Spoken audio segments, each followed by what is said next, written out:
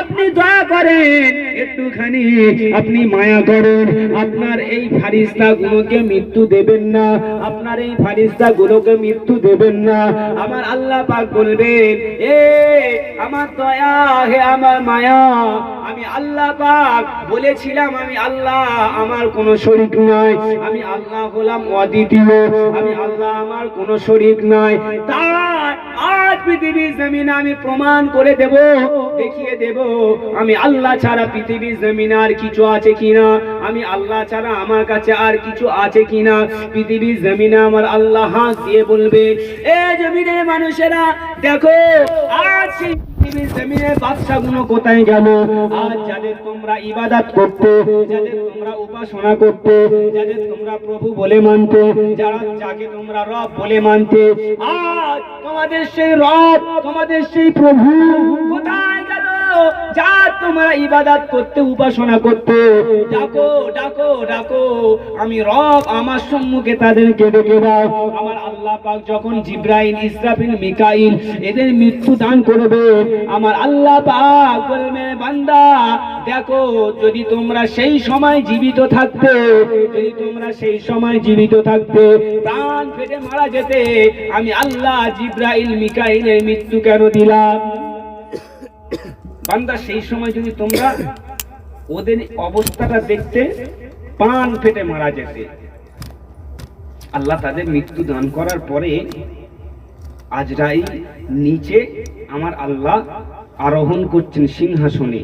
আজরাইলকে বলবে, আজরাইল এখন আর কে আছে মৃত্যু বরণ করতে, আর কে বাকি আছে? আজরাইল, আজরাইল বলবে, আল্লাহ, আল্লাহ উপরে আছেন আপনি, নিচেই আছে আপনার গোলাম।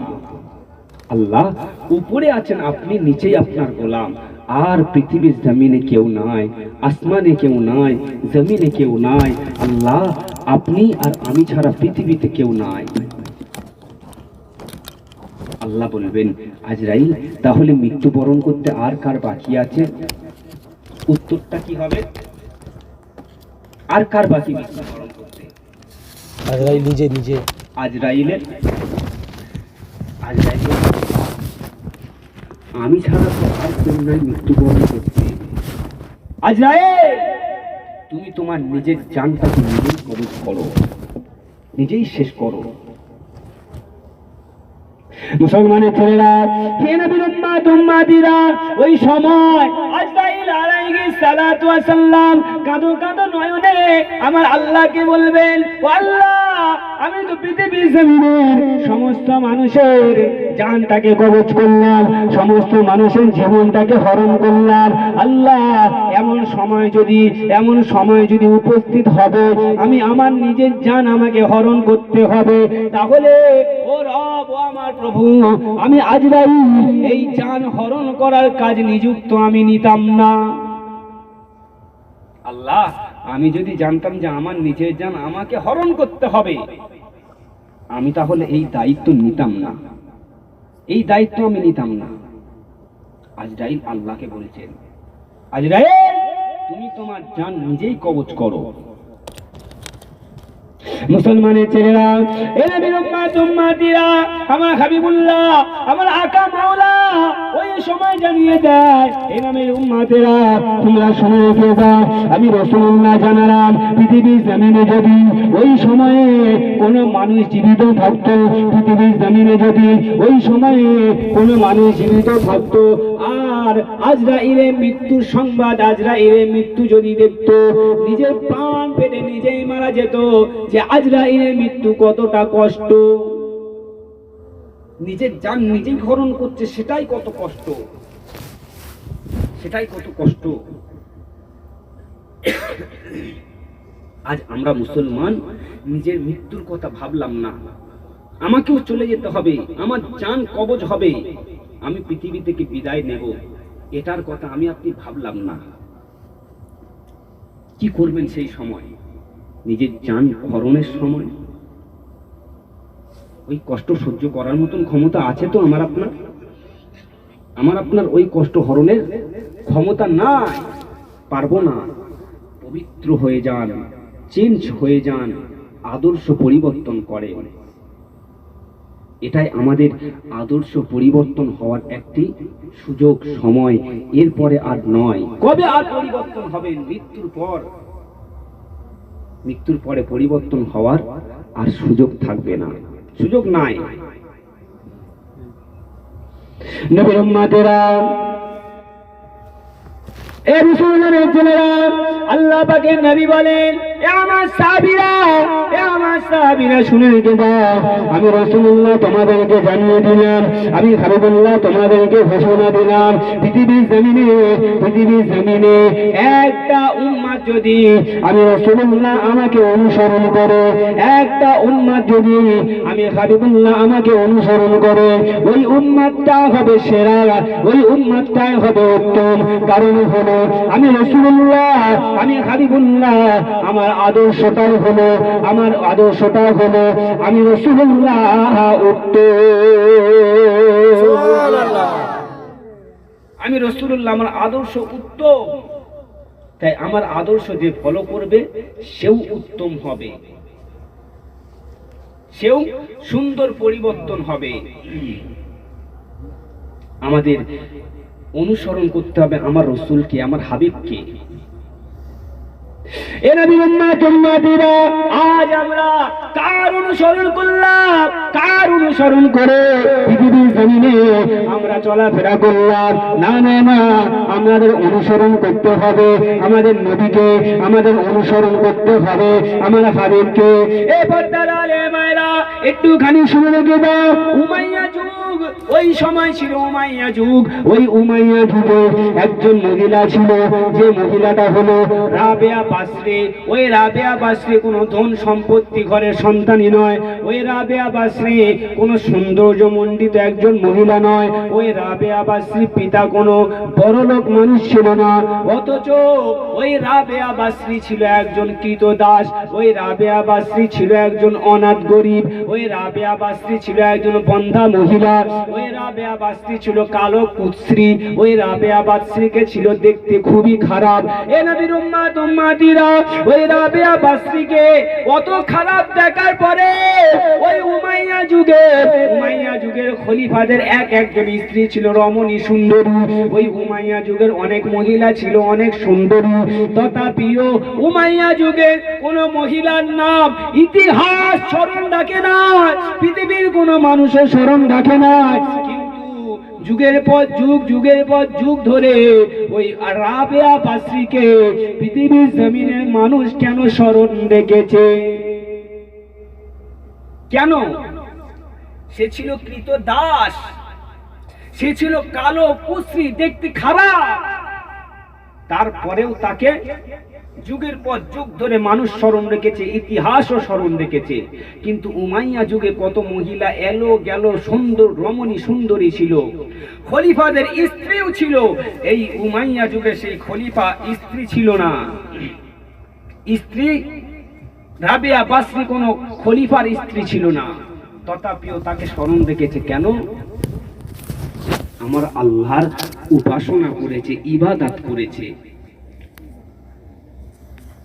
মুসলমানের ছেলেরা, সময় স্বল্প, তাই সংক্ষেপে আমি গুনাহগার আপনাদেরকে জানিয়ে দিই। এরপর তারা মায়েরা একটুখানি মনোযোগ সহকারে শুনে রাবেয়া বাসরিকে কেন স্মরণ রেখেছিল?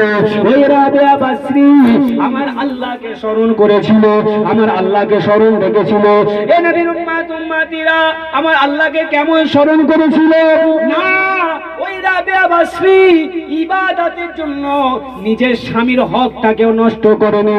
রাবেয়া বাসরি ইবাদতের জন্য রাত যখন হতো স্বামীর কাছ থেকে আদেশ নিত, স্বামীর কাছ থেকে অনুমতি নিত। এ আমার প্রাণপ্রিয় স্বামী, আজ আমি ইবাদতের মধ্যে, নামাজ পাটির মধ্যে দাঁড়াবো, তোমার কি কোনো দরকার আছে আমাকে নিয়ে? এই প্রশ্নর মানে মতলব হলো কি, স্বামী স্ত্রীর মধ্যে রাতে একটি প্রয়োজন থাকে, যে স্বামীর কোনো প্রয়োজন আছে কিনা আমাকে নিয়ে। এই প্রয়োজন আছে কিনা, তাই সে স্বামীর কাছ থেকে অনুমতি নিত। বাবাজি একটু সকলে দরুদ শরীফ পড়েন, আল্লাহুম্মা সাল্লি سيدنا محمد وعلى آل سيدنا مولانا محمد हमने आंखों से देखा नहीं है मगर वो उनकी तस्वीर सीने में मौजूद है जिसने लाकर कलामे इलाही दिया जिसने लाकर कलामे इलाही दिया ओ मोहम्मद मदीने में मौजूद है जोरे बोलें ना जिसने लाकर কালামে ইলাহি দিয়া যিনি আমাদেরকে আমার রবের কালাম কিতাব আমাদের কাছে দিয়েছেন তিনি মদিনাতেই শায়িত আছেন কত সুন্দর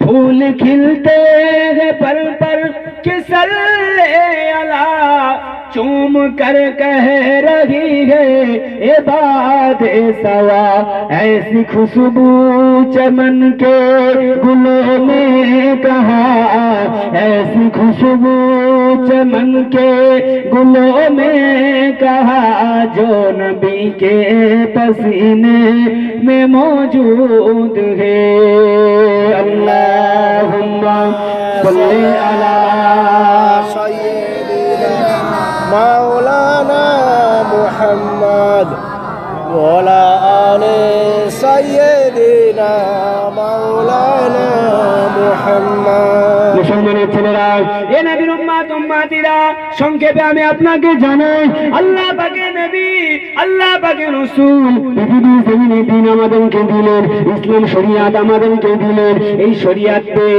এই দিন পেয়ে আমরা সহজে পেলাম আমরা সহজে পেয়েছি আমার নবী আমাদেরকে দিয়েছেন খুব সহজে নয় আমার নবীকে অনেক মেহনত অনেক কষ্ট করতে হয়েছে এ নবীর উম্মত উম্মতিরা যে কথা আমি আপনাকে বলছিলাম আল্লাহ পাকে ওই প্রিয় বান্দি রাবেয়া বসরি সে কেমন মেহনত করেছিল স্বামীকে বলতো আমার স্বামী আজ রাতে কি আমাকে তোমার কোনো প্রয়োজন রয়েছে স্বামী যখন বলতো না না না না না আজ তোমাকে আমার কোনো প্রয়োজন নাই তখন আরো অনুমতি নিত আমি কি আমার আল্লাহর ইবাদতের মধ্যে যেতে পারবো আমি কি আমার আল্লাহর ইবাদতের মধ্যে মগ্ন হতে পারবো হ্যাঁ হ্যাঁ হ্যাঁ তোমাকে আল্লাহর ইবাদতের মগ্ন হওয়ার জন্য অনুমতি দিলাম এ নবীর উম্মত উম্মতিরা এ বর্তমানে মায়েরা তাহলে আল্লাহর ইবাদতের জন্য যদি স্বামীর অনুমতি নিতে হয় আজ আমরা এমন মহিলা হয়ে গেলাম হয়তোবা আমাদের এই পাড়ার মায়েরা অনেক ভালো পাড়ার বোনেরা অনেক ভালো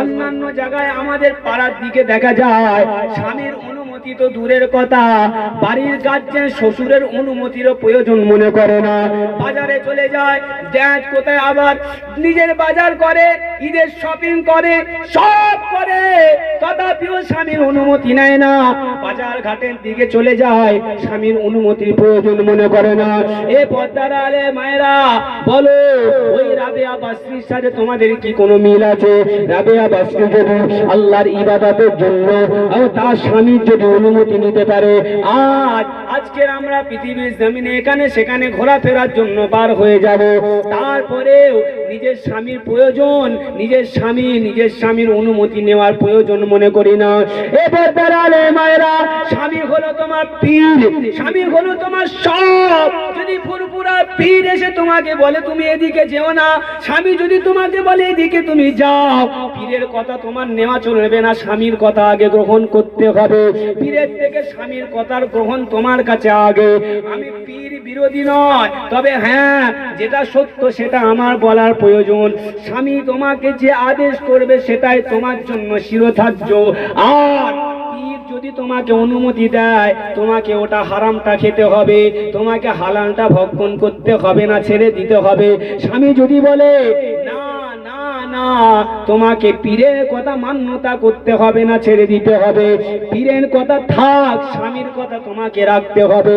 এ নবীর উম্মত উম্মতিরা, এ পর্দার আলে মায়েরা, পৃথিবীর জমিনে স্বামী যে তোমার কাছে কত বড় পীর, স্বামী যে তোমার কাছে কত বড় একটি নিয়ামত, এই নিয়ামতের কথা চিন্তা করলে আমার আল্লাহ পাকের কিতাবের কথা মনে পড়ে যায়। আমার আল্লাহ পাকের কিতাব বলেন, ওয়াখালাকনাকুম আজওয়াজা, এ আমার বান্দা বান্দিরা শুনে রেখে দাও, আমি আল্লাহ তোমাদেরকে জোড়ায় জোড়ায় করে সৃষ্টি করলাম। তোমাদেরকে আমি আল্লাহ জোড়ায় জোড়ায় সৃষ্টি করেছি। যেমনই আমি আল্লাহ পুরুষ সৃষ্টি করেছি, তেমন করে আমি আল্লাহ মহিলাও সৃষ্টি করেছি। আমি আল্লাহ যদি পৃথিবীর জমিনে শুধু মহিলা সৃষ্টি করতাম আর কোন পুরুষ সৃষ্টি করতাম না, তাহলে মহিলারা প্রাণ পেটে মারা যেত। ওগো আল্লাহ, কেন কিসের জন্য আমাদেরকে সৃষ্টি করলে? আমার আল্লাহ পাক রাত যদি সৃষ্টি করত, দিন সৃষ্টি করত না, তাহলে রাত আফসোস করতো, আল্লাহ কিসের জন্য, আমার কিসের গুরুত্ব আছে? না না না, আমি রাত আমার কোনো গুরুত্ব নাই। দিনের জমিনে যদি আজ আসমান সৃষ্টি করে জমিন সৃষ্টি না করত, আসমান বলতো আল্লাহ আমি আসমান আমার কোনো গুরুত্ব নাই, তেমনি আমার আল্লাহ বললেন, ও আমার বান্দা, আমি আল্লাহ পাক সব কিছুকে জোড়ায় জোড়ায় সৃষ্টি করেছি। কালো যেমন রয়েছে সাদাও রয়েছে, সাদা যেমন রয়েছে কালো তেমনই রয়েছে। এ নবীর উম্মত উম্মতিরা, এতটুকু কথা যদি চিন্তা করতাম, পাপ যেমন রয়েছে গুনাহ তেমন রয়েছে, গুনাহ যেমন রয়েছে তওবাও তেমন রয়েছে। যদি আমি আপনি গুনাহ করার পরে তওবার কথা চিন্তা করতাম, আল্লাহ পাপ করেছি আমি তোমার বান্দা, তওবা করলাম আর করব না। আমার আল্লাহ বলে, বান্দা আমি আল্লাহ হলাম আর রহমান আল্লামাল কোরআন, যে আল্লাহ দয়া করে আমাদেরকে কোরআন শিক্ষা দিয়েছেন, ওই আল্লাহ আমাদের পাপ কি মাফ করতে পারেন না? কি পারে না? পারে। তাহলে পাপ করার পরে আমরা স্মরণ করব কি? কি স্মরণ রাখবো? তওবা করার, তওবা স্মরণ রাখবো। ও মায়েরা, অনুসরণ করবে কাকে? আজকে সিরিয়াল দেখলে হিরো নায়িকাদের অনুসরণ করলে, এই কি পাখি জামা, এই কি এত কি গ্রাউন্ড নাইয়া ফাইয়া হেন তেন আছে, আমরা এইগুলো অনুসরণ করলাম এই সব নায়ক নায়িকাদেরকে দেখে। আর তুমি রাবিয়া বাসরীর পর্দার কথা তুমি স্মরণ করলে না, অনুসরণ করলে না।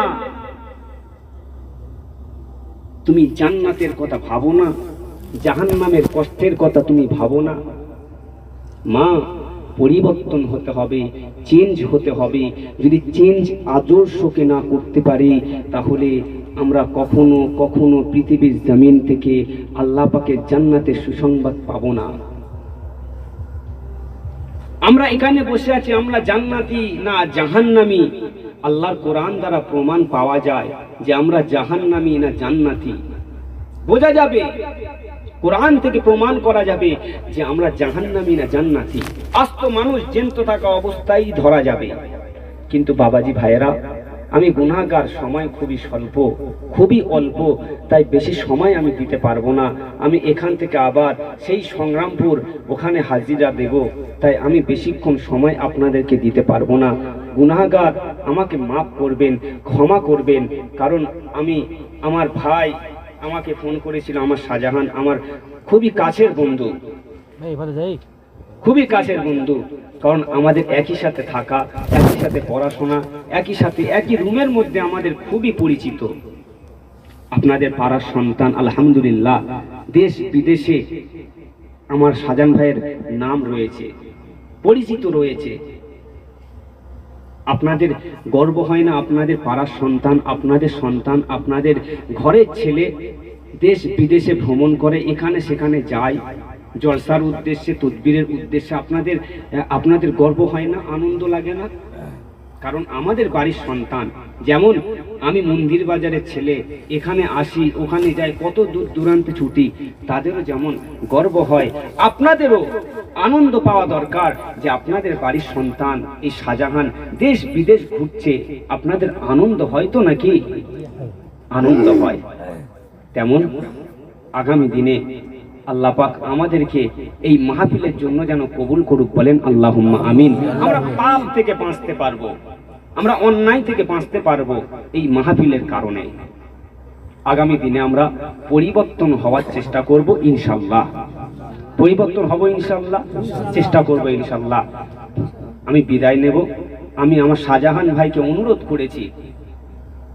করেছি, আমার শাহজাহান ভাই বলছিল না আমি আর তোমার পরে আমি আর বক্তব্য করব না, ওয়াজ করব না। আমি বললাম ভাই, আপনার গ্রামের মানুষ, আপনার গ্রামের লোক আপনাকে ভালোবাসে, মোহাব্বত করে, আপনার জবান থেকে কোরআন হাদিসের কথা তারা শুনবে, কোরআন হাদিসের কথা তারা শ্রবণ করবে। তোমার শিক্ষাগত যোগ্যতা তাদের কাছে প্রকাশ করো, জানাও যে আমি এতদিন ধরে 17 বছর ধরে ফুরফুরা ফাতিহিয়া সিদ্দিকিয়া মাদ্রাসায় কি করলাম, ছাগল চড়ালাম না কোরআন হাদিস সিয়া সিত্তার হাদিসগুলো পড়াশোনা করলাম। তাদেরকে জানাও, তারা জানবে কি করে যদি তাদেরকে না শোনাও। অনুরোধ করেছি, আমি গুনাহগার, আমার পরে আলোচনা করবে, আপনারা শ্রবণ করবেন তো, থাকবেন তো ইনশাআল্লাহ। কারণ আমার থেকেও সে কম নয়, আমার থেকেও সে কম বোঝে না, আলোচনা করবে ইনশাআল্লাহ। সংক্ষেপে একটুখানি দোয়া করি, সকলে হাত তোলেন আল্লাহুম্মা আমিন। আলহামদুলিল্লাহি রাব্বিল আলামিন ওয়াসসালাতু ওয়াসসালামু আলাইকা ইয়া সাইয়্যিদুল মুরসালিন ইয়া রাহমাতাল লিল আলামিন ইয়া খাতামুন নাবিয়্যিন। আল্লাহ, আমরা এখানে যারা বসেছি, এসেছি, হাজির হয়েছে আল্লাহ, আমরা গুনাহগার আল্লাহ, আমরা খাতাকার, আমরা সিয়াকার আল্লাহ। আল্লাহ আপনি আমাদেরকে মাফ করে দিন, ক্ষমা করে দিন আল্লাহ রব্বুল আলামিন রব্বুল ইজ্জত। আপনার দরবারে ঘোষণা, আপনার দরবারে জানাই, এতগুলো মানুষ ভিখারির নাই, কাঙালের নাই, দুটি করে হাত আপনার দরবারে উত্তোলন করেছে একটি উদ্দেশ্য, সেই উদ্দেশ্যটা হলো আল্লাহ